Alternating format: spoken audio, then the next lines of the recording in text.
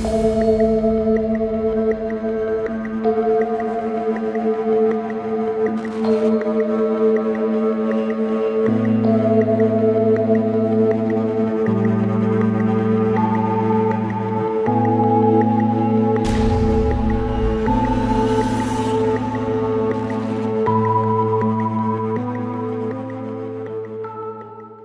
Sunday, everybody. Welcome to Addiction. My name is John. You know, we already have Junior, Justin, Ricky, Dominic. We're back on it. Now, today is a very, very special day. We're going to do a whole different topic today, which is about trauma. The reason why we're discussing trauma, like we kind of said in the last week's show, is because trauma can actually trigger other things, from poor choices, hanging with the wrong people, substance abuse, stuff like that. We use things as a really bad Band-Aid that doesn't really close a wound when we're hurt. If I'm wrong, one of these guys will tell me. Don't worry about that. But I do know from my own clientele, a lot of people use a lot of Band-Aids, and trauma comes up a lot. It could be anything from recent to some past issues, but the worst, childhood issues are a big one. Yeah. So would you guys agree with that? Childhood issues or something. So the thing is, we're going to talk about, we all have a little different dynamic. We're all going to talk about each other. You're going to learn a little bit about us. We go through it too. We made some poor choices too. So you understand that we too understand what you may be going through as well. So, good morning, everybody. Good morning. Good afternoon. Good afternoon. Good afternoon. Fine. I'm not supposed to start the show like this, 11 and 4. So we beat the pack and I'm excited. I just want to put that on the video. Look, so here's the thing. So trauma has been a really big issue. And I could tell you that many people who have struggled with this have made some interesting choices. I've had personal friends of mine who went from criminal activity to drug activity to gang banging activity to disconnection with people who are probably close trying to help them. There's a lot of things I've seen. Childhood trauma brings a lot of people to therapy, which they don't know how to deal. They never grieved over something, never dealt with their past situations, and they think the decisions they're making today are a great choice. When we know they're not. Absolutely. Okay, so we'll talk a little bit. Who wants to kind of... I'll go first. Go ahead. Yeah.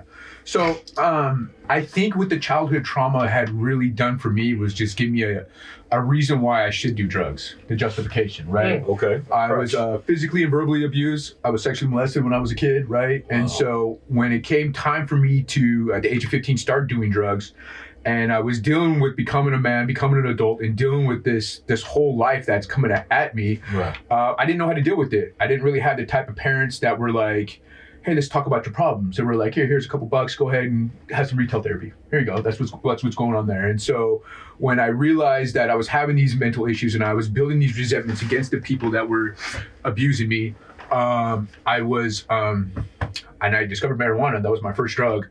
It made me feel outside of myself. It made me feel to where I didn't have to think about those problems and life was okay. It's almost like smoking weed, doing drugs, created this identity, this like Superman image of myself that I didn't have to deal with all that. I could push it down. And so for 25 years, I did that. Right? I mean, I had bouts of sobriety, but that was only in the penitentiary. And even when I was in the penitentiary, I still did drugs. You know what I mean? It was just more expensive. You know what I mean? So it wasn't until I got sober and then I realized at the age of 40, like, oh man, I got all this childhood stuff that I got to deal with. And how do you deal with it at 40 years old, right? After 25 years of doing drugs, right? And telling yourself it's okay. And then remembering what it was and going, oh man, I had to see a therapist, believe it or not, right? But isn't doing the drugs like a blanket? Mm-hmm. Definitely a blanket. Right? That's why I said it was an identity for me. It was an identity that I created within myself that said, hey, look, I'm not abused, right? Mm-hmm. And here's what happened one day. I was sitting there and I was watching TV and this news thing came on and it says 1 in 3 children are molested, right? And as I'm watching this, I was like, man, that's crazy. I was like, man, that's 1 in 3 people. And then I realized I'm one of those 3 people. I was one of those 3 people and I was like, oh man, that's what's going on with this. And it was kind of like one of those things where it still shocks me to this day that I'm one of those statistics. It really shocks me, right? And is that a trigger? Not anymore, because I've dealt with it. And the only way I could deal with it was forgiving the person that did it to me. Was back then a trigger? Yeah, it was a trigger back then. Yeah, absolutely. And how did you cope with the trigger? What'd you do? Drugs. drugs, hate myself, say it was my fault, say why did I let this person do that? You know what? Yeah, that's crazy. Self-blame is huge. Absolutely. Everybody I talked to is like, maybe if I didn't do this, they wouldn't have done it. It's so weird. Like, and a lot of people, like, I've had people from, domestic violence to molestation to rape victims. Maybe if I didn't wear that outfit, maybe they wouldn't have raped me. So you got to change how you dress because someone else has a mind that's not fit to be out there around the public. So it's your fault. So I think it's very difficult with self-blame. And I think self-blame also triggers even more symptoms that cause you to have other triggers to do things you shouldn't do. Absolutely. Right? Absolutely. So that's unbelievable. That's unbelievable. Okay. All right. But it's one of those things that people don't really talk about. It's an uncomfortable conversation. I can just tell by the energy in the room. I mean, talking about it's a little bit uncomfortable, right?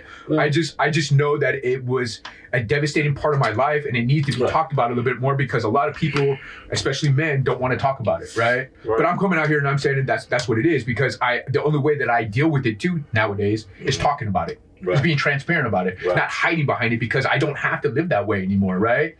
Even the person that did this to me, which was not a family member, it was a friend, right? A kid that was older than me, right? It wasn't even like it was a family member, like Uncle Timmy was doing that. No, it wasn't even that. It was somebody else. It was a friend of mine that was 3 or 4 years older than me. Well, right? most of my cases were uncles, so uncle did it to me. Yeah, no, my family wasn't like that. So I have a question, right? And it kind of goes. It's a little bit of a both of you thing because you brought up the fact that it's the self-blame, right?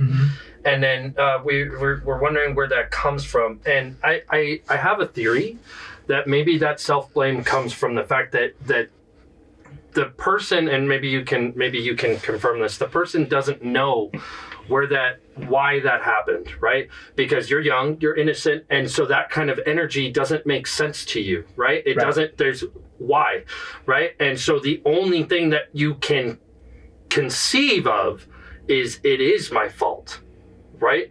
Because you have no idea of what true violence, true evil is, right? So the only conception that you have, the only idea that you can generate is it must be my fault.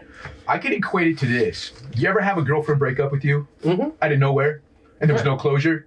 That's what it feels like. To have someone do something to you, you don't know why, and you got to live with it. Right. And the only other person to blame is yourself, right? And the more I blamed myself, the more I did drugs, the more I punished myself because and as I got older and I'm like, hey, I should have fought back. I should have said something. I should have did this. It's a vicious cycle. Right. But I didn't.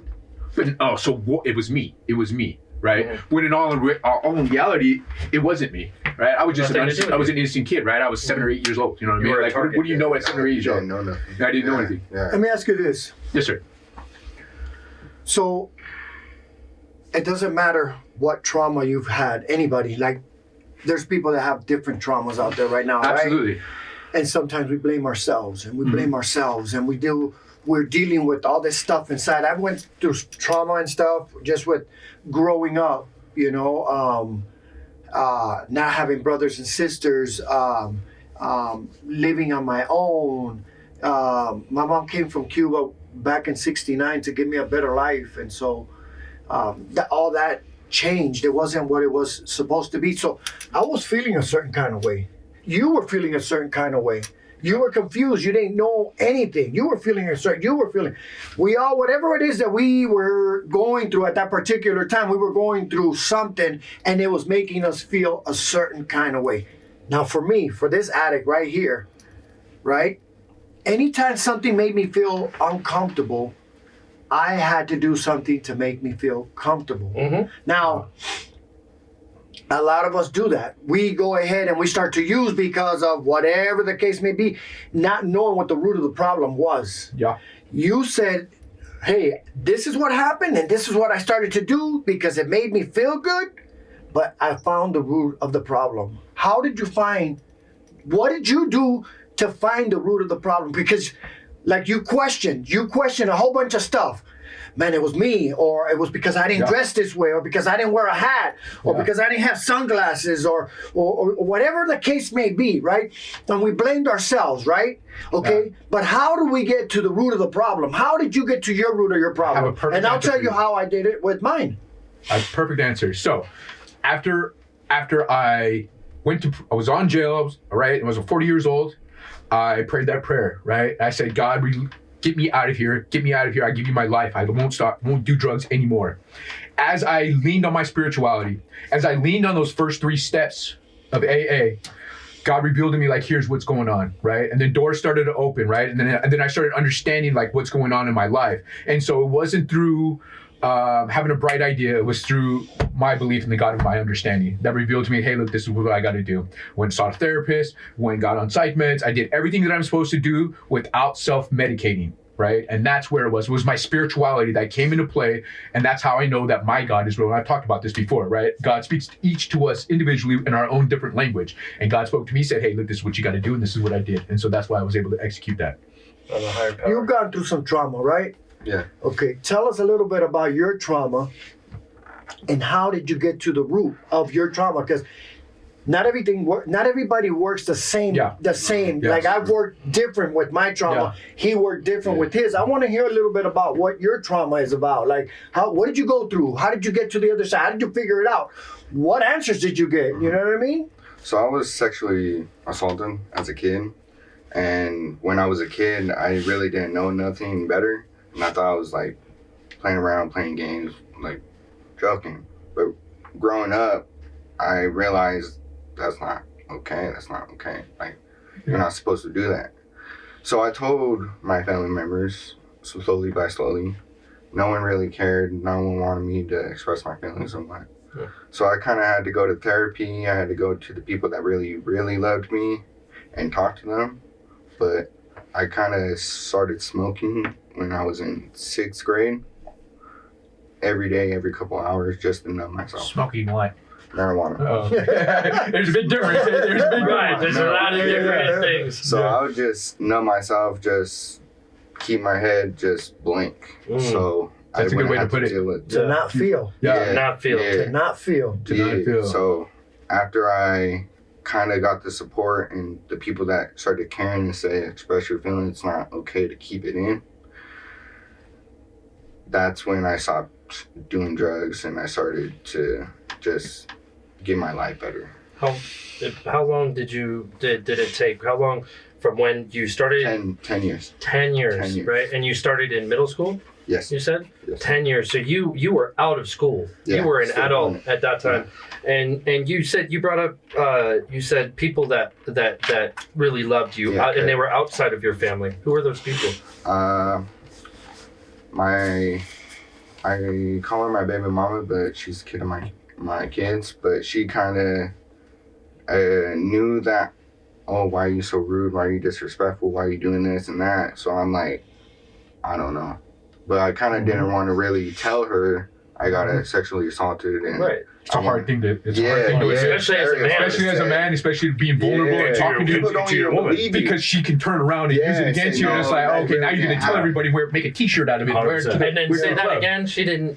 So she, why are you being rude? Why are you being disrespectful? So I kind of like slowly told her that I was sexually assaulted, that I'm special ed. They kind of used me because I was disabled and like doing that. So she kind of helped me and opened my feelings and expressed saying it was okay, it's all right, you can talk to me. So after I had started to have kids with her, that's when I wanted to get clean, wanted her in my life only. I didn't want anyone else that I told because they didn't care or nothing. They just said, oh, you got sexually assaulted. They pushed me away. Who are the ones that didn't care? Family members. Family members. Like blood family members. Yes. So, That and- makes it even more. That makes it rough. Yes. So And- that kind of hurt it. Because your own blood didn't want you to express your feelings. They said if you express your feelings or if you cry, you're a faggot or you're gay. A man's not supposed to. You're Yeah. supposed to keep that in. There's That's stigma a big related. one. That's There's a big one. stigma related to Yeah. it, right?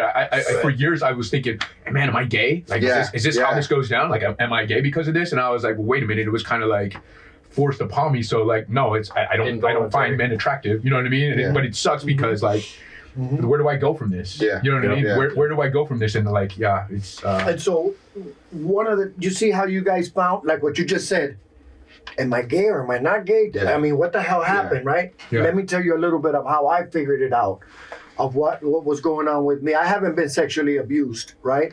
But all the hurts and stuff like that made me use, right? I had to write. The way it worked, like you said, you did 1, 2, and 3 of your steps, right? An Alcoholics Anonymous. I started to do my steps, right? And when I started to look at myself, right, I started to find myself, because you can't lie. I mean, you can lie if you want, but you're only lying to yourself. I mean, you're writing, and everybody says, But you're thinking what's the truth, but you might not be writing what's the truth. But you realize in your head what's going on. So I was writing the truth, right? And then I seen the repetition, and then I seen the patterns. The pattern of what the hell's going on here, and I seen, okay, this is what's really hurting me. This is what's really going on. Like what you said, I did 1, 2, and 3, and God started to reveal. I started to find myself. You said the same thing. You went in there and something clicked because you were using drugs for a certain reason. Yes. Because you wanted to numb that feeling. Why do addicts get high? Because they don't want to feel. Plain and simple. We get high because of our feelings. Don't want to feel. You understand what I'm saying? Right. Tell me a little bit about you. You know what I mean? What's your trauma?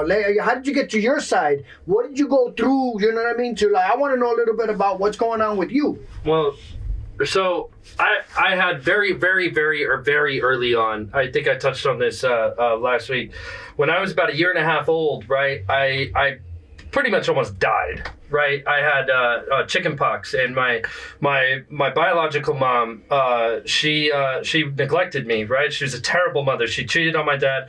We're pretty sure she used drugs while I was in utero, but there's no confirmation, probably none coming. But I have very severe mental disorders that kind of, lead you to that. And then so I had chicken pox when I was about 18 months old, 2 years old. And she neglected me when I had it, to the point where it traveled into my body and traveled on into my left lung, and they had to cut me open and scrape off the scar tissue, right? I couldn't breathe, and it complicated with pneumonia. But here's the thing is I'm completely and totally unaware of that at all in my life, other than it being told to me, right? And so that was trauma. Not having a mom is trauma. And my dad having to work 3 jobs to put my sister and I into just daycare. Can you define that trauma though? Because you say it's trauma. Like, what did it do to you that traumatized you? How did that make you feel? In my formative years, I had no mother figure. Okay. None whatsoever, right? So I only had a father. You felt abandonment. Yeah, I have a severe abandonment issues. Well, okay, so there's a laundry list, and this I've come to realize is a tiny bit of trauma in and of itself, right? Since the age of 5, I have been painfully aware. I've been 5 years old. I've been painfully aware that Justin has a laundry list of ABCs, right? ADHD, right? Massively ADHD, manic bipolar 1. I have a switch that is bad, right? He knows this. That's very bad, right? I'm a happy person. Disrespect me, boom, the demon comes out, right? And I blacked out, where I didn't know that I put hands on a person, right? That's not Justin, right? I have emotional detachment disorder. I'm like 1 cell away from being a sociopath. I'm practically amoral until I learn the steps, right? I have oppositional defiance disorder. You tell me I can't do something, I immediately want to do it. You give me an authority figure, see, he's smiling. He knows this, right? I've been painfully aware. And it's good in the aspect that I've known it, and I've had 28 years of coping mechanisms. 28 years. But I've also known in black and white that I'm different from you. And I can tell you why. Right? I've also known, and that is a little bit of traumatic, right? Where now I'm in 1st grade, and I know I'm weird. I've had a doctor tell me I'm weird, right? And now I don't know how to express that. I've been in therapy since I was in 1st grade, right?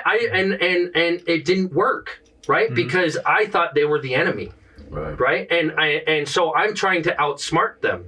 Right? I don't want this to work because I don't like this. It separates me, right? Would it be safe to say that you traumatized yourself? No, I'm laughing. 100%. Like the trauma was occurred by you. Like absolutely. Your mom not being there was a really traumatic. It was traumatic in itself. But I mean, the stuff that you're doing is self-inflicted. 100% because I didn't, and it goes to the same. It's kind of, and this is why I asked you that. It's kind of the same vein where I'm not blaming myself. I'm not beating myself up, but I'm actively actively working against the help. Maybe subconsciously you're doing it. Right, 100%. Right, Yeah. there's a subconscious. Like I don't have I have We do things we don't realize we're doing. exactly. 100%. Until you get to the root of the problem, and something my sponsor taught me a long time ago. Zach, my first sponsor, he taught me this, and it was powerful. Right, when I had an issue, right, and I reacted way out of line. And he said, Justin, I need you to understand that was not okay. I flipped out on a McDonald's lady because she didn't have my sweet tea, right? Listen, I flipped out. I started cussing her out and everything, right? And my sponsor asked me, I need you to make a list right now of things that are bothering you, right? And it was a short list, 1, 2, 3, 4. And it had been during the holidays, right? About this time, a little before, earlier than this time, right? And at the top of the list was the sweet tea problem. Four items down on the bottom of the list was my mom had my stepmom. My mom had cold shouldered me during Thanksgiving, and I didn't know how to react to that. Right, and so what that does is when you make that list, the thing at the very top of your brain is going to be the first thing, but the thing in your lizard brain is going to be at the bottom of the list. Right, the thing that really bothers you is going to be at the bottom. So when you make those lists, whether it's a resentment list or a gratitude list, you flip that list upside down, and now you have its order of importance. Right, and that's something. It's very powerful. That's deep. I mean, It's deep because see that. it's true. It's very. It's deep because it's true, bro. I don't know, man. My resentment list is a little bit different because the resentments that bother me today, and I remember the resentments. I'll give you an example because I like examples. Okay. I haven't talked to You're not my, lying. in 2010, I went to the penitentiary, right? And I don't know, I was in the fish tank, and I don't know how to this day this happened. My mom, right? I have a deep resentment for her. My mom called the jail, and I got a phone inside of the fish tank, and they were like, "Hey, it's your mom on the phone." And I was like, "What?" I was like, she was calling me to tell me to do something, blah, blah, blah, blah. And I was like, how did this woman do this, right? Now, this woman, and I hate to talk about my mom, but for the sake of being truthful and transparent, she was the source of my other trauma.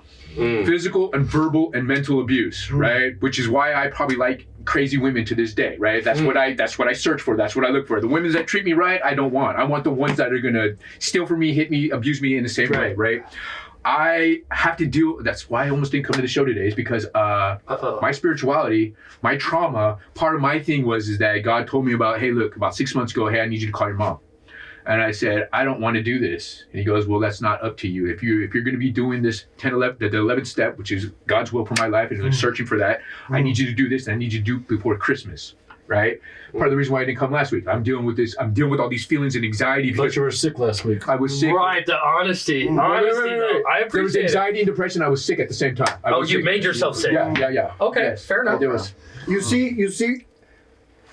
see when you write all this stuff down and you say what you say, and now you're implementing it into your life, and you 100%. have to do it. I don't want to go do this. I don't want to do this. Right. That's Justin's will. That's my will. Right, Exactly. yeah. But then if you're gonna practice what you preach and you have to act on it. Like Yes. people say, hey, I work steps, I'm working on myself, I'm Yeah. doing this. Yeah, you're writing it. Right. Anybody can sit down and write, oh yeah, yada, yada, yada. But when are you gonna start implementing that? And that's what you started to do. Absolutely. It made you feel uncomfortable, Right. but you still did it. It got you sick. Yeah. And No, you I still got to do did it it. today. I got to do it after I leave here. There you go. You understand what I'm saying? And Yeah, I it's making get you it. feel some kind of way. Why? Our feelings make us feel uncomfortable. So we use to change that feeling. You understand what I'm saying? And I can't use now. You And I can't. So you're you right. got to deal with it with meditation or Prayer. praying, whatever it is that you Exercise. Coming on a podcast when I don't want to. Right. You know what I mean? Yes. John, I want to hear what's your trauma? I'm letting you all do brother? your thing. You're in it. I want to hear you now, baby. Here's the thing. I just want to say a couple of things and a couple of things you guys were talking about real quick because I was listening to you guys talk. I hope so. I hope you're not ignoring us. Pretty animated right now. Just thinking about The difference is I can hear you or I can listen to you. True. Okay, so the thing is, you have to make those calls.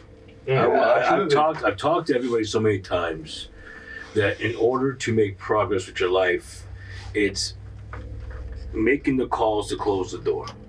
No matter what you do in your own time, when you make a call for forgiveness, when you tell someone we're all good, I love you no matter what, whatever the case you're going to say, it's not just for them, it's for you. Yes. People think that if I forgive you, I forgave them. No, you forgave yourself because your weight is still here. Mm. That person may not even feel your weight. Mm-hmm.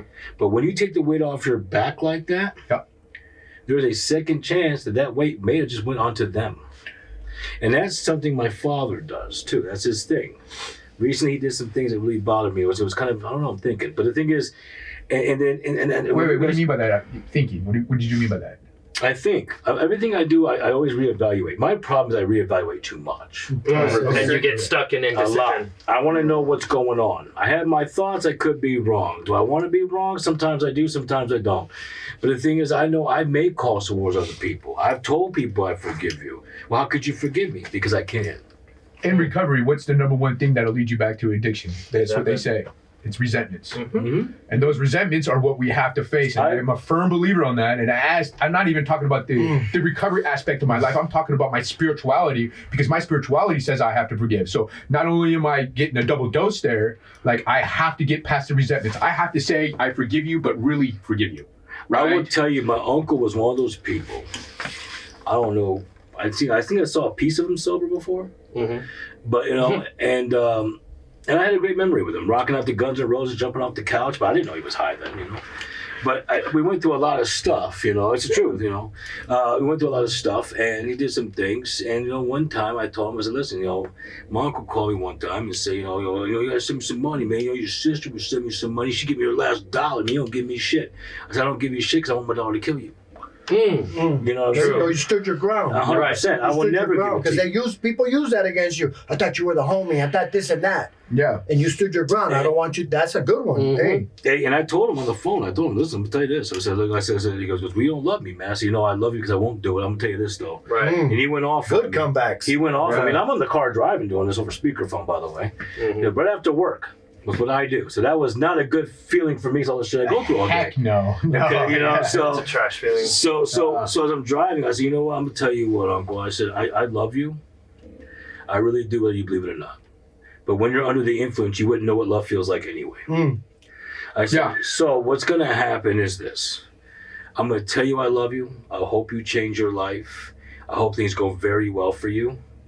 And I want you to know I forgive you for all the times I didn't know who you were because the substance was who you were. Mm. Yeah. And if anything changes and you get better, you know my phone number. I love you and goodbye.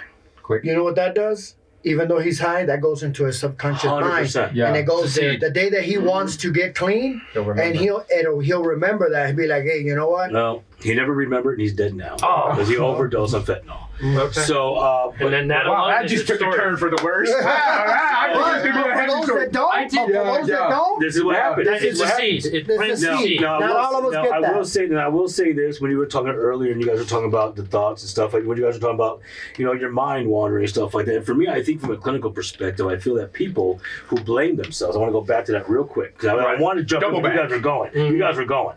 And I never didn't want to interrupt that. Yeah. You know, the thing is when you would have self blame, and you start to blame yourself, it's only because of the fact that you're so overwhelmed with the situation, and usually overwhelmed with the situation, you alienate yourself, Mhm. which allows your mind to wander. And when your mind wanders, you don't ever get positive results back in thought.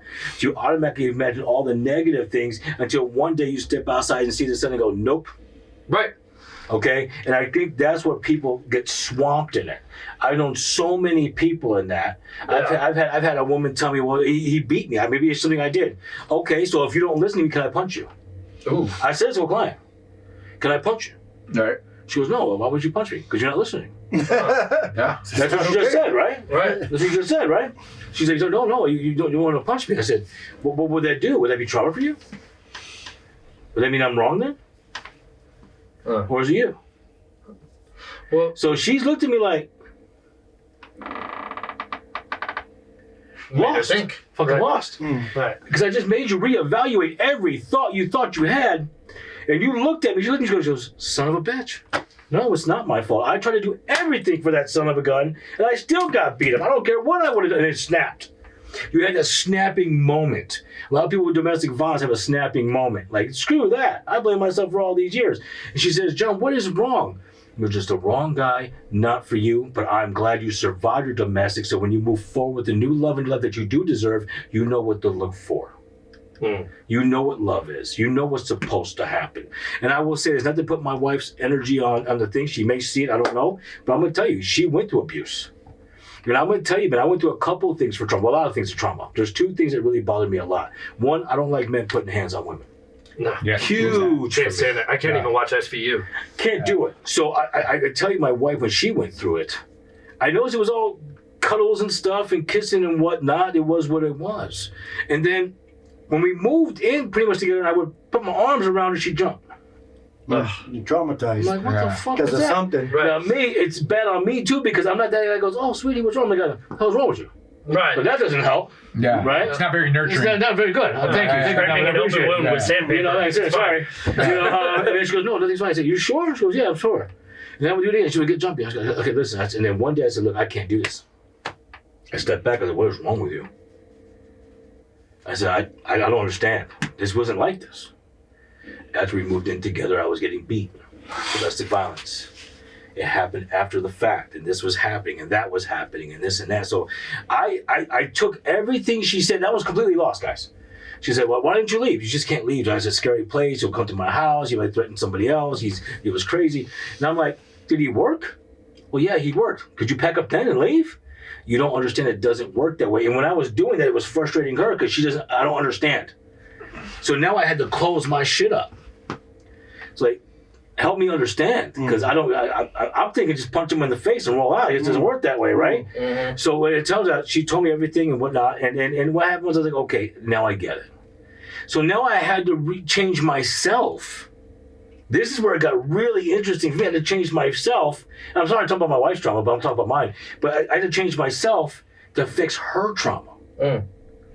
So her trauma essentially played off on you. 100%. So you took on her trauma. You ever- Projecting. Yeah. Have you ever heard that things like, well, if I'm pregnant, he's pregnant. You ever heard that? I'm feeling pregnant with you. I'm having Sympathetic pregnancy. All that bullshit, right? Yeah. It's the same thing with that kind of trauma because the fact that I'm looking at her like, okay, I can't do this. Like, I want to yell at her. I can't yell at her. Right, you're right. I don't want to yell at her, right? That's what he did. But he did, and he hurt her physically, emotionally, verbally. So for me, I mean, he even tried to kill one of her children. There was a lot to this So story. you're triggering that fight or flight Everything, immediately. bro. Fight or So flight. everything was about the kids. Everything was about her. I wanted to make her feel like if I'm here, you're safe. Don't you worry about a damn thing. You know, and it took time for her to grow on that. So what happened was when we went through everything, and she said, "Please don't do that to me because it triggers me." Like, what the fuck did I do? But it's me. It's my behavior. Right. I've always been one person for so long that now my one person is something that bothers you because you went through somebody like that, but worse. You know, you feel it's something bad. So I changed everything. Okay, I understand that. But let me ask you this question. You changed everything for her trauma, but what did she do for her trauma? Right. Like, what did she she do? do? Let me give you a quick example. I don't mean to cut you off. It's No, fresh please. right here. Please. So, I'm gonna talk about my girl. My girl goes through trauma too. So when I talk to her like this, she says I yell. I'm Cuban. I'm freaking supposed to yell. I've never met a Cuban that wasn't loud. We talk Never. loud, right? Who's Cuban? I'm like, yeah, me. Like, what the hell? And so We'll she- talk about cooking later. and so she goes, I don't know, I can't cook. I burn hot water. You can eat though. I burn some hot water. Yeah. But when I talk to her, the way I talk to her, I got a cup that says, I'm not yelling, I'm just Cuban. Right? And so Yeah. she goes, stop yelling at me. And even though I talk to her like this, babe, I'm not yelling at you. But just because of the way that I'm saying Yeah. It's your it, language. and for her, Yes. It triggers For the her- fight or flight. Yeah. she thinks I'm yelling. And I'm like, Triggers fight or flight. and it pisses me off because I'm not fucking yelling. This is yelling. Yes. You know, babe, when you do this, it makes me feel like this.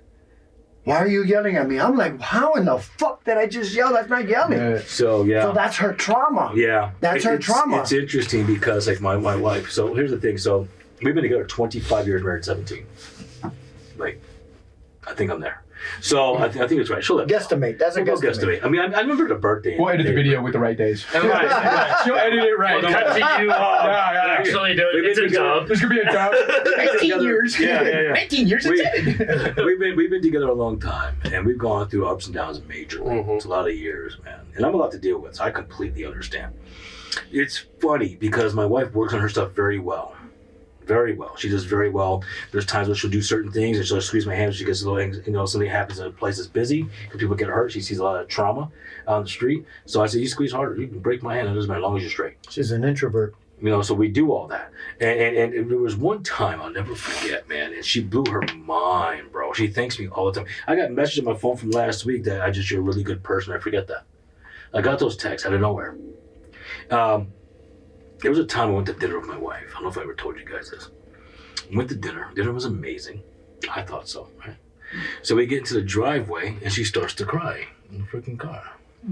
Now me, I'm that guy. Why are you crying? You're like, George Lopez. Yeah, why are you crying? so she's sitting there, she goes, and I put the car in park in the driveway. I said, I thought dinner was good. You know, like it or what? I mean, I never cried over dinner before. All right. And she's like, no, it's and she locked up and she said, I just don't want you to leave me. And this was years ago. And I said, and here's me, I just who am I? I go, where the hell am I going? I haven't even thought about it. Where the hell am I going?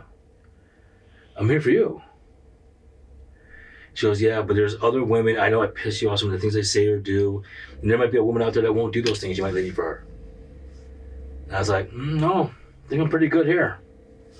I said, let me, and I explained to her, let me tell you what the difference is. I said, sweetheart, I love you to death. I do. But I already know why you are the way you are. Mm-hmm. And she says, well, what? I said, you're a victim of domestic violence. You're going through trauma with your family. You've had a lot of people do bad things to you. I said, so I observe all these things. I want to help you get through it. Mm-hmm. You see what I'm saying? So the problem for you is, and this is what's happening with you. See, if you become the aggressor, in your mind, you feel like you can't become the victim. So if you get aggressive towards me, you feel like you're safe because the aggressor was the first one to become aggressive and you became the victim. So if you're the aggressor, you're safe, right? So the only thing you do is become the very person you hate the most. And that's not you. And does she project it onto her children? No. She's a hell of a mom, but listen, she yells, you're going to hear it. Yeah. She's I like, can tell that. So the thing is, there's a lot going on, and she's like, I didn't think of it that way. Of course not. No one told you that. Mm-hmm. You don't think of these things. So I would never put a hand on you. So I try to give that reassurance that she's going to be okay. Right. You're fine. You're safe. There's times she put hands on me before a long time ago. It was crazy as shit. In my head, I wanted to close my eyes and see a man standing there, and it was not. Right. Believe me, I've done it. I've done it in an argument. She thought I was nuts. We're in an argument. She goes, no. I'm like, Right. I hope I did like 4 or 5 times. She goes, what the hell are you doing? Just wanted to see a man once. Just once. She didn't see a man. She just laughed. We laughed it off. There's things that we work through. Catharsis. 100%, brother. Right. So it is what it is. I think that, but she's done so much for me. She's done so much with me. And I will tell you this, no matter what she's gone through, her being in my life has changed who I used to be. Mm-hmm. Because between my child and my gangbanging days, my one child changed a lot of things. When she came into my life and showed me what love really freaking was, and I could feel something different. I acted way different with her. In fact, she thought I was gay. We talked about that the other day. It was funny as shit. Because I wouldn't kiss her, bro. I refused to. She's like, are you fucking gay? No, not really. I don't want to be. So there was a bunch of shit we went through, right? So you had it too. Yeah. So we went through a lot of things. But her First time I see her that, support, dude. I think her support in everything I do, she goes, whatever you want to do it, I will support you. So, okay, I'm going into porn. She goes, okay, you better be good. I'm going to tell you if you're not. Mm-hmm. Okay, I guarantee you probably wouldn't have gone that way, but I mean, I love it. Mm-hmm. But it's support, man, and I think for us is what did it for me. But she feels so safe now. Everything that happens goes, babe, I'm worried. There's nothing to worry about. Do whatever you want to do, and it creates that assurance because she's never been harmed in the last 25 years. Right. You see what I mean? So where's the action she took to deal with her trauma? Back to his question. Because you never really addressed that. She's talked to a lot of people. She had friends of hers are counselors too and stuff like that, but we talk about different things. Her biggest, honestly, she's dealt with the trauma pretty well, but now what's really hard, and my heart breaks for her, because now what she really wanted she can't have because now her parents died 6 months apart. Okay, so there was a lot of things that were in the red at the time and things that she went through, and so it's hard for her. So the other things she wanted to do. This is why I tell her all the time when she goes, I don't know he's gonna pass away. I need to call this person. And every day, did you call him? I have not got to call him. Okay. Did you call him? I have not got to call him. Yeah. So here's my thing: is that if you don't call, you're gonna miss the call. Right. You're gonna go, and then you're gonna be mad at yourself. And it's happened before. I should have listened. I said, I get it. I know that, but that's just she's dealt with her trauma very well. She works very hard. I think it's a lot of it. I think that's what she also works so much. It kind of covers a lot of that crap. I did the same shit. Mm-hmm. You know what I mean? Because I did the same thing since one of my worst pains I ever had in my life, my worst traumas. But I worked. Just work me. I don't give a shit. That's a man thing, though. Yeah, you see me. I'm always moving. I'm always moving. Right, and I think that happens a lot with at least my generation and earlier. Right, is your parents always teach? At least That's the what father. my parents They did. teach you. Work. You work through your problem. Your Yeah. problem. Yeah. You don't put your problem on other people. You build yourself up and figure out how to deal with it. Yeah. And then I too had a relationship with somebody. You remember Ariana, who it changed my, just like yours did with you. It changed my entire how I. She's the first woman that I ever actually loved. Right, and she had PTSD from abusive relationships, right? And she would do the same. She would stonewall. I called it stonewalling. When we're having a conversation, and even if it was we were in a conflict, right?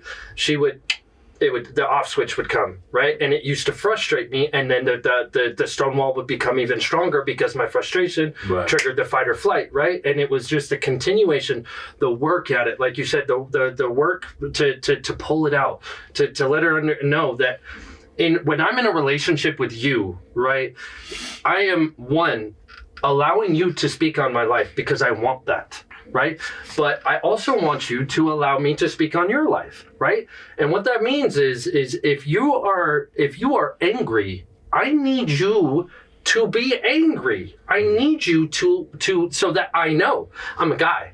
I'm pretty bad at reading certain things, you know? And so most of the time, if you say fine, if I'm not 100% attentive to the conversation, I might not read into that. I might just hear I'm fine, you know, and so slowly I pulled it out of her, and it changed my entire perspective because communication now became key to me in a relationship, right? But I wanted to ask you guys a question, right? Because it goes back to what I was saying, right? Because I wanted to go back. My parents did everything I truly believed that they could to help me. Right, but as I said, it still kind of created a problem. Even the mom that abandoned you? No, that's not my mom. My mom is my stepmom. Period. End of discussion. So you're right. Your real stepmom. No, your real stepmom. my stepmom is my mom. She is a woman that raised me. Okay. She is a saint. Are you listening? I am listening because that's why I called him out on it. Which one are you talking about? I haven't talked to my biological mom since I think I was like 7. I haven't seen her since I was like 5. Wow. Okay. Like I said, I don't even know what she looks like. Right.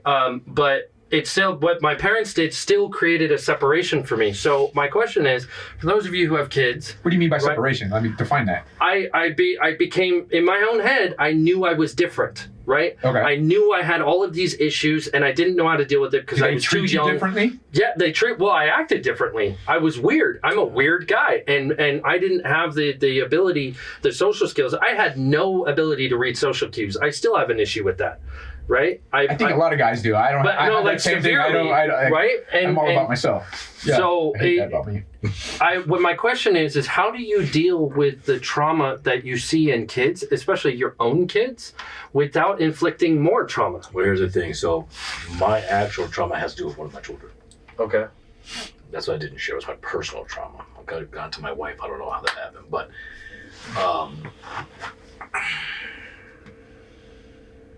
I gotta do this without getting emotional. So my son died. I lost my child.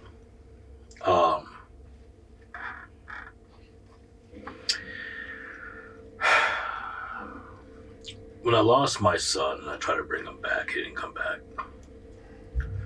I remember emergency there and they trying to get me away. I said, no, he's got to come back. He's got to come back. And I made 2 mistakes, but one of them I opened his eyes and that wasn't his eyes. That haunts me to this day. That wasn't my son's eyes. And then he went, and I smelled his breath. It was the last one I smelled on the table. Death rattle. It was done. Yeah. They took him to the hospital. He didn't make it.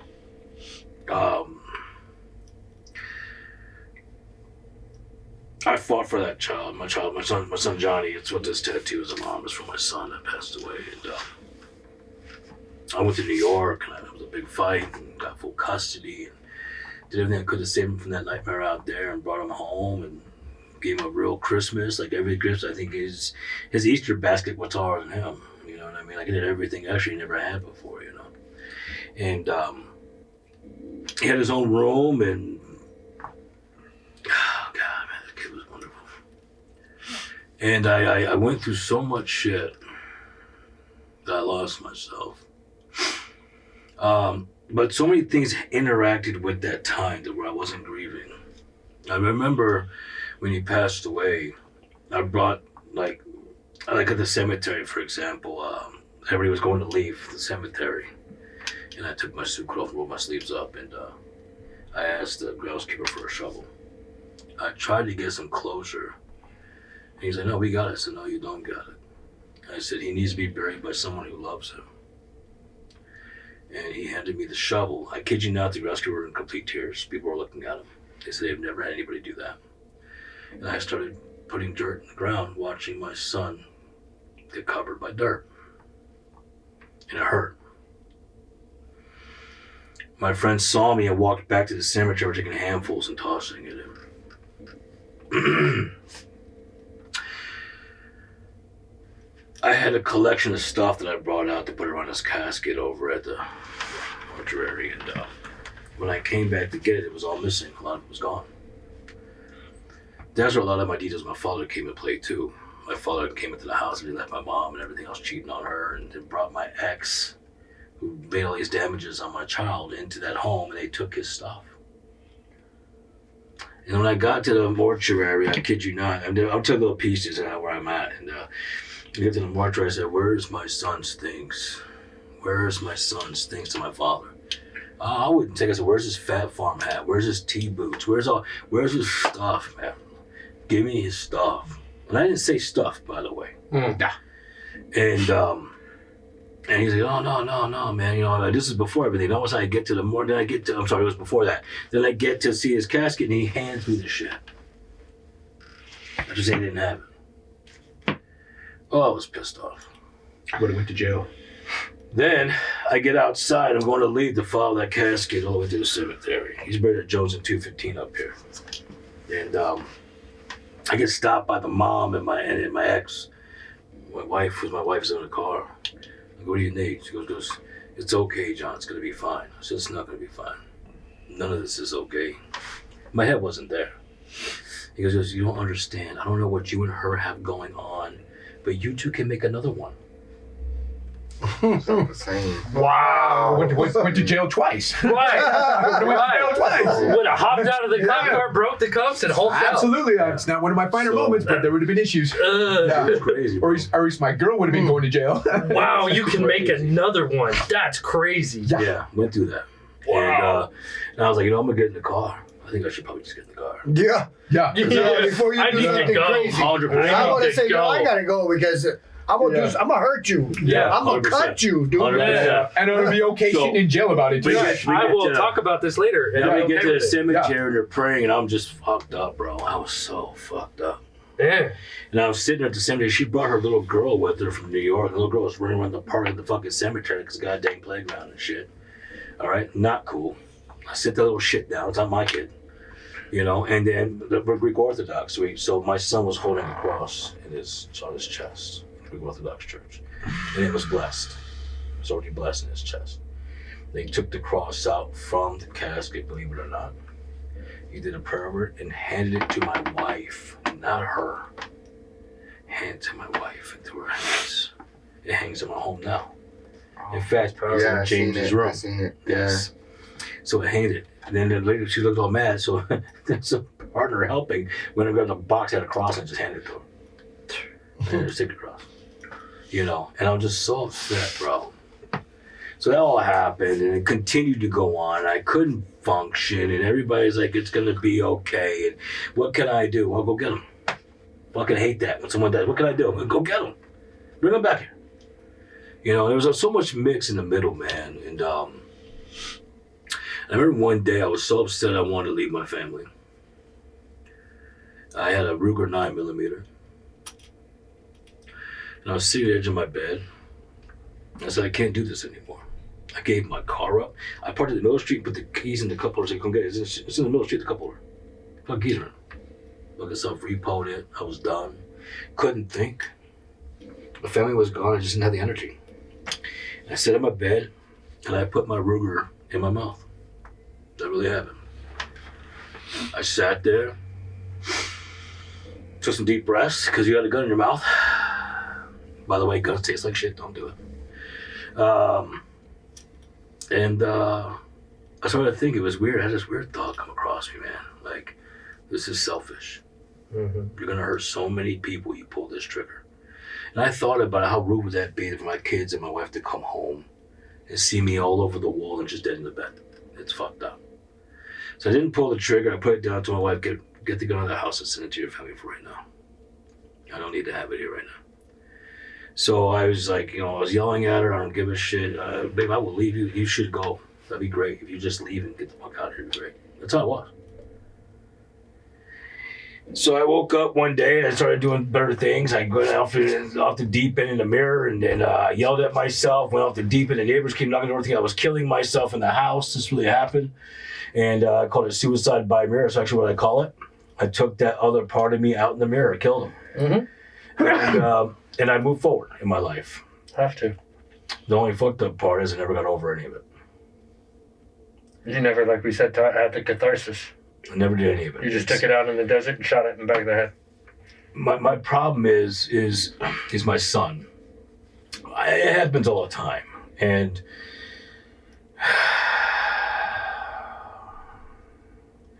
so that pain never goes away. You will always miss your child. And I think what's hard for me is I'll never be able to hug him again, never kiss him again, never hear him say dad again or I love you, which was amazing. And run to me and want to hang out with me all the time. When I produce music, he'd sit on my lap and give me the, that ain't it.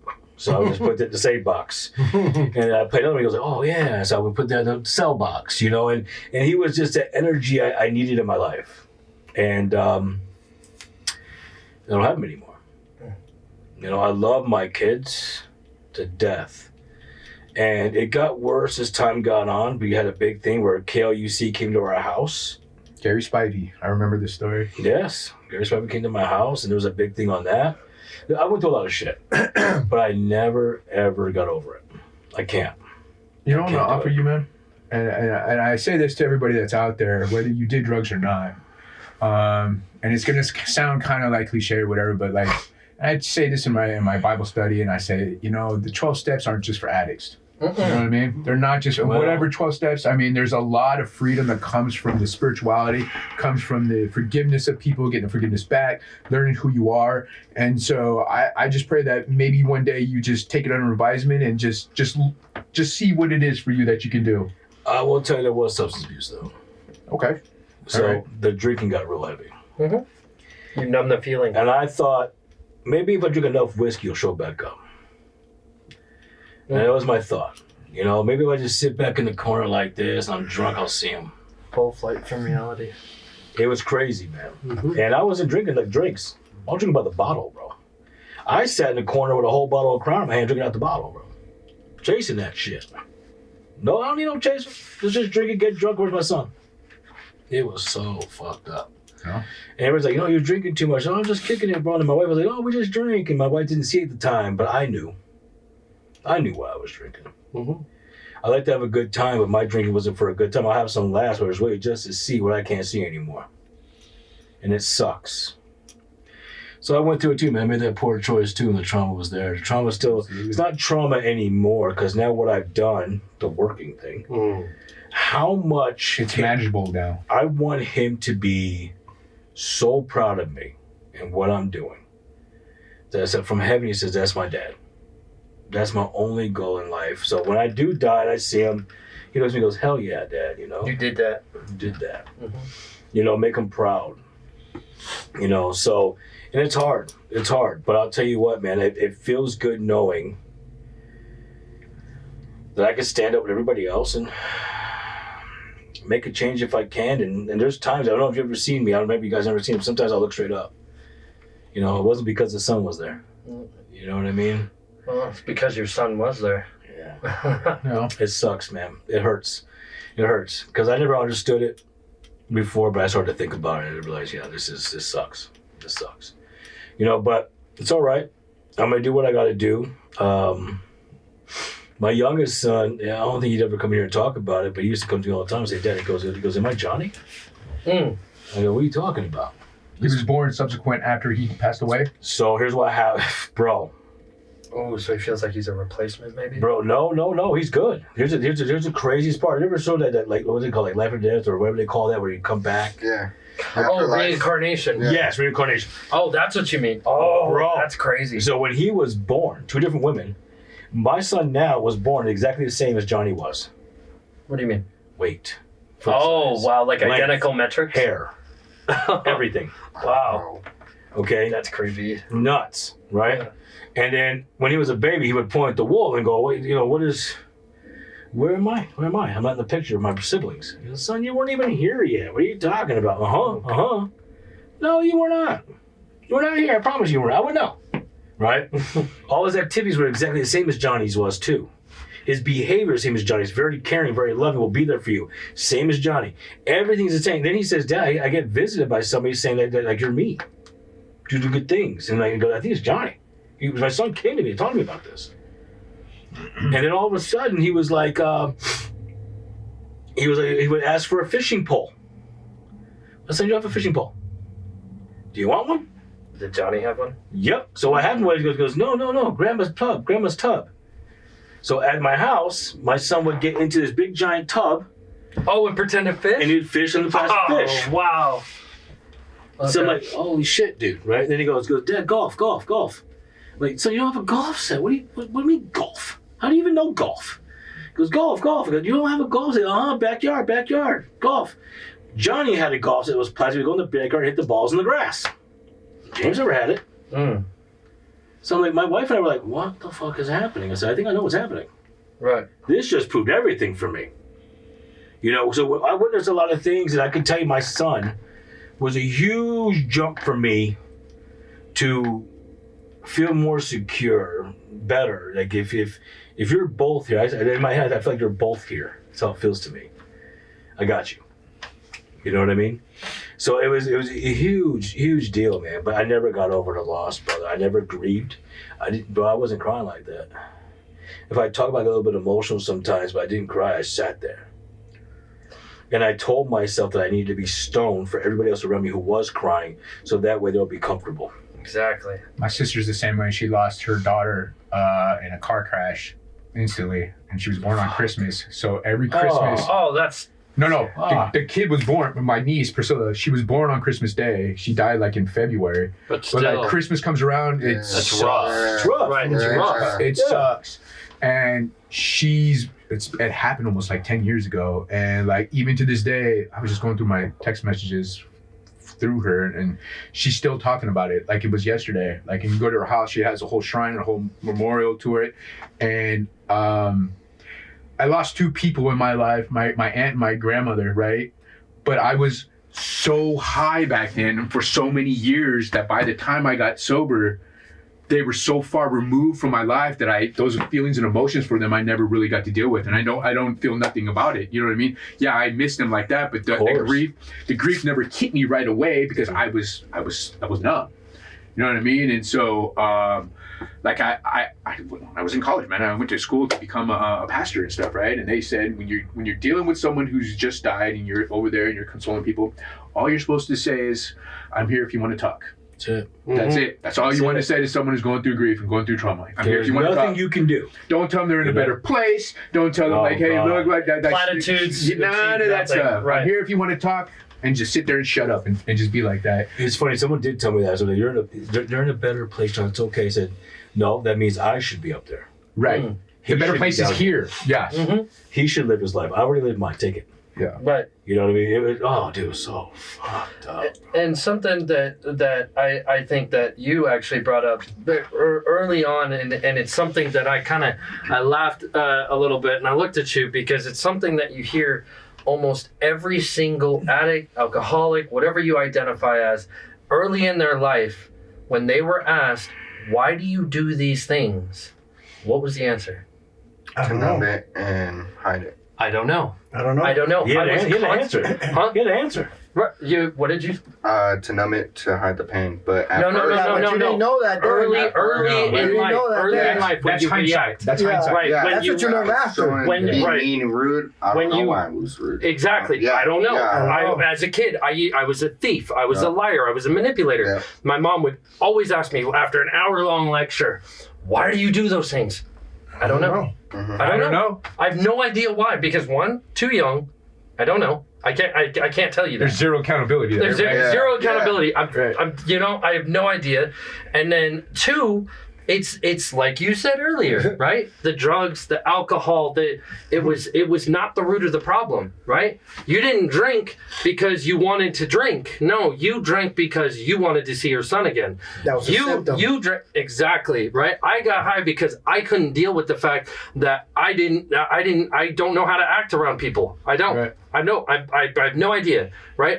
I have to consciously realize that I am in a social situation and I have to analyze what you're doing and then come up with a reaction that I think is appropriate. I got high because I didn't want to deal with that. But it Right. all stems from trauma. Exactly. Yeah. Self-trauma, And childhood that's trauma. the And root. I only touched on the one piece of trauma that I have. It's like Same. a pie. I got a whole pie with different ones right there. That 100%. Right. You know what I mean? And so like, And that's the root. well, and so like my resentments, they don't go from the bottom up. My resentments are from the top down, and so that's how that is Okay. right there. I know exactly what's there, and it bothers me to this day. And I've worked the 12 steps. I worked the Right. 12 steps numerous times, but that just goes to show you when you work those steps and you're dealing with trauma. Everybody's trauma and how they deal with their grief, whatever it is different. Very. It's absolutely different. And when I try to understand yours, I'm not going to understand it, Yeah. right? I'm not going to understand because I didn't go through that. That's that experience that each individual. But you can brings to us. relate It's crazy. to it. I right? usually use my personal situation to treat clients because I got a client recently that her daughter overdosed on fentanyl, and like 3 years ago, and she's doing the drinking thing. Doing the drinking thing. She was in my office. She goes, "I don't know what to do." I said, "So you haven't grieved at all? That's why you're drinking." You know, I said, "But can I tell you something?" I said, "Sure." I said, "So you see that picture? Because I have my Johnny sits in the picture on my left on Christmas in my office." I said, "He passed away. It's my son." And that's that bridge right there. And yeah, and then she goes, "Oh," she starts to cry. I said, "Don't cry.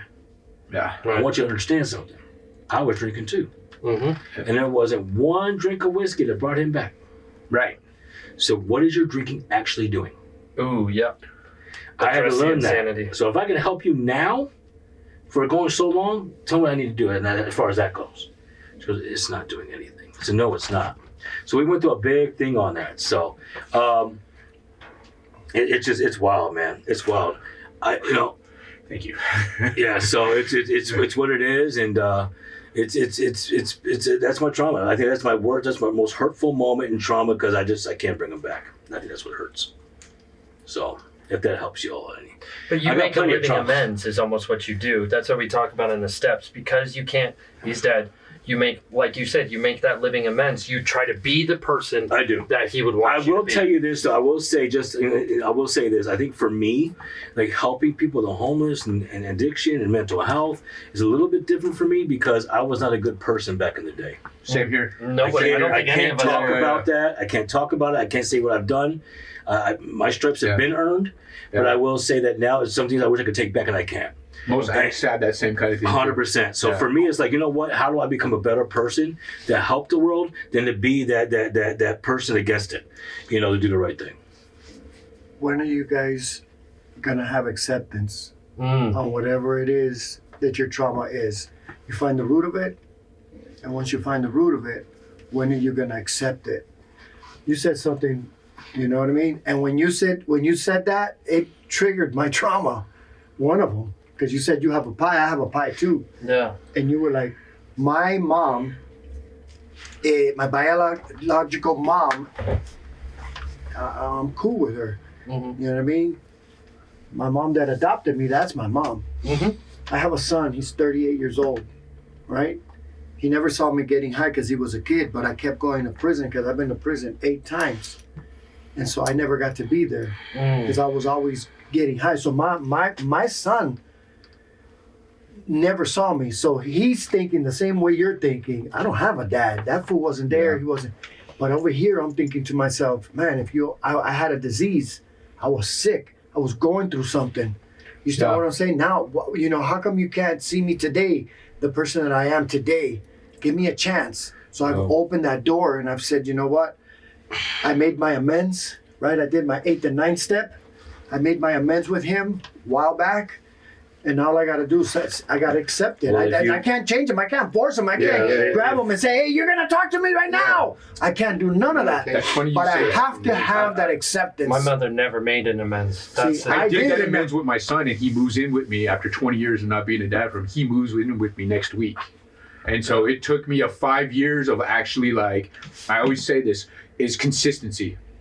Sending birthday gifts, talking to him. What do you need? Here's where I'm at. This is what I'm doing. All the things that I didn't do when I was in my addiction. Now, it's different for everybody else. And yes, I'm blessed because I did have to shake him and say, hey, look, this is where I'm at. If you can't get past the past, we're not going to be able to get towards the future. I'm here for you. Then I got that phone call.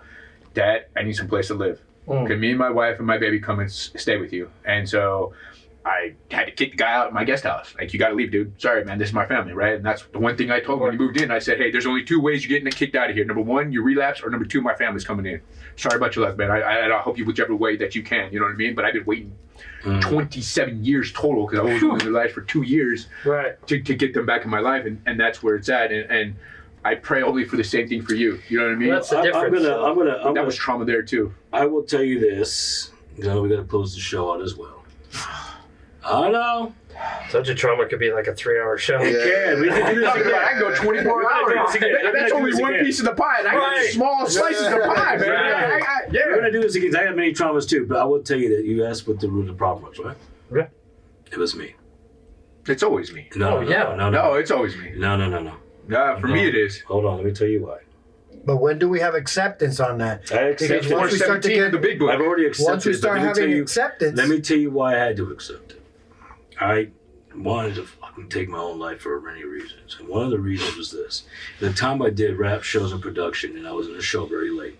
And what happened is in the morning, I was not getting up. I was so damn tired. The kids were playing and everything else. And I should have got my ass out of bed to see what the hell they were doing. And because I didn't, my son drowned. Mm. It's my fault. I have something on that too. We should continue this at some other We time. will continue. Okay, part I 2. got some- Yeah, yeah, we'll do I have part something two. that directly correlates with that. All right, so we're gonna do a part 2. It will not be this year. All right, it's not this year. Fun joke where I'll see you next year. All right, not this year, like every other TV series. So there's a couple things I want to mention. Number 1, I want to say thank you all if you're watching, if you're subscribing, if you're not. Please subscribe. It's at Jody Lamont. We have a on YouTube, and there's a addiction category. Subscribe. Follow our show. Ask us questions. If you ask us questions, we will answer the questions on the show, and we will definitely put them up. We want to make this grow. This is something that will never change. We're going to talk about January 4th. This will not be the group here. We're going to take a little break on the group here for a second because I have a new guy coming in named Jason. He really wants to talk about his journey and his success and what he's doing now to change his life. He did contact me via Instagram when he saw a segment of the show. So we are here. All right, so we're going to do that. Now, one of the biggest shows I have coming next year right away, I will set the date. This one's going to be very close to the heart. Missed the guy. And it's called Above and Beyond for Davion. It is an actual show where his family will be sitting in here talking about his greatest moments, the things he's done for people, no matter how he went, what he's done for people in the community, struggles, his music. It's wonderful. And in fact, when I went to the funeral, I asked them, I would love to do this. They thanked me. They cried. They said, we want to do this. They're all on my social media now. So that is coming next year as well. We will also be going into the community to help people on film. We're going to help people on film to see what we do. Not for the views of what we do, to see what we do. And then what we're going to do is we're going to come in here in between shows and talk about what we do. So many answers you get. Some people say, oh, everybody's going to love that. Honestly, not everybody does. I'll be honest with you. We're going to talk about the people we help. And you know, we have the pros and cons of that. So you're going to understand a little bit more in action of what we do to help our community. Everybody in this room does the same thing. We want to help our community. That's it. Everything in life, as I said when I started this show, is a journey. Everything. So this journey is going to get much deeper. We're going to do a part 2 because just like part 2, if he says part 2, I'm doing part 2. All right? So I want you guys to have a very, very Merry Christmas, a happy holiday, and please be safe and have a wonderful and happy New Year. And Addiction, we'll see you in January of 2026.